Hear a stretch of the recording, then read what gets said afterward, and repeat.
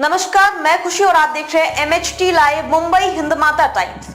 आइए नजर डालते हैं इस वक्त की बड़ी खबर पर। उद्धव ठाकरे पर निशाना, ठाणे में फडणवीस बोले एकनाथ शिंदे और राज ठाकरे ही बाला साहेब के विचारों के असली वारिस। महाराष्ट्र के उप मुख्यमंत्री देवेंद्र फडणवीस ने ठाणे लोकसभा को प्रतिष्ठा की सीट बताते हुए यहां से रिकॉर्ड मतों से जीत हासिल करने का दावा किया। उन्होंने बीजेपी पदाधिकारियों और कार्यकर्ताओं से 20 तारीख को अधिक से अधिक मतदान कराकर महायुति के गढ़ को बचाने की अपील की। शनिवार को ठाणे में महायुति के उम्मीदवार नरेश मस्के के प्रचार के लिए आयोजित एक बैठक में फडणवीस कार्यकर्ताओं को संबोधित कर रहे थे। उन्होंने कहा कि एकनाथ शिंदे और राज ठाकरे ही बाला साहेब के विचारों के असली वारिस हैं। ठाणे में वातावरण महायुति के अनुकूल है। लोगों के मन में मोदी है, इसलिए लापरवाह हुए बिना लोगों के मन के मोदी को मत पेटी में पहुंचाना होगा। फडणवीस ने कहा कि उद्धव ठाकरे पर हरा रंग हावी हो रहा है। वे बाला साहेब की संपत्ति के वारिस हो सकते हैं, विचारों के नहीं। उनकी सभा की शुरुआत प्रधानमंत्री मोदी, मुख्यमंत्री एकनाथ शिंदे और उन्हें गालियां देने से होती है और समापन भी गालियों से ही होता है, क्योंकि उनके पास विकास के बारे में कहने को कुछ नहीं है।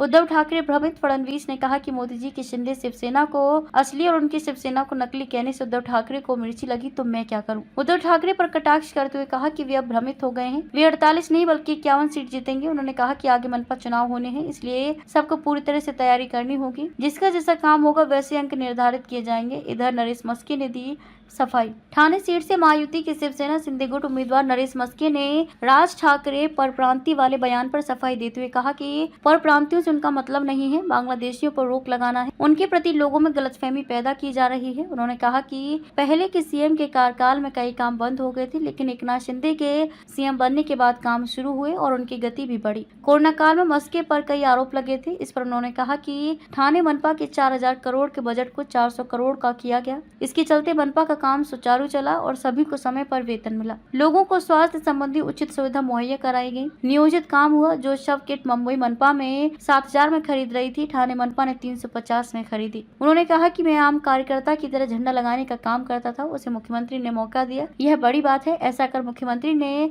राज्य में एक उदाहरण पेश किया है। ये शिंदे शिवसेना में ही संभव है। प्रचार के आखिरी दिन उन्होंने अपनी बात रखते हुए कहा कि ठाणे को एक सुनियोजित शहर बनाना है। जो परियोजनाएं लटकी हैं उन्हें प्रधानता देना है। ठाणे लोकसभा क्षेत्र की समस्याएं अलग अलग हैं। उन्होंने कहा कि मुख्यमंत्री की कुर्सी के लिए बाला साहेब ठाकरे की बातों को भूल जो कांग्रेस के साथ गए हैं उन्हें बोलने का कोई अधिकार नहीं है। ये सिर्फ लोगों की भावना से खेलने का काम है। खबरों में अब तक के लिए बस इतना ही। फिर होगी आपसे मुलाकात ऐसी ही एक और बड़ी खबर के साथ। तब तक के लिए नमस्कार और देखते रहिए MHT live Mumbai Hindmata times.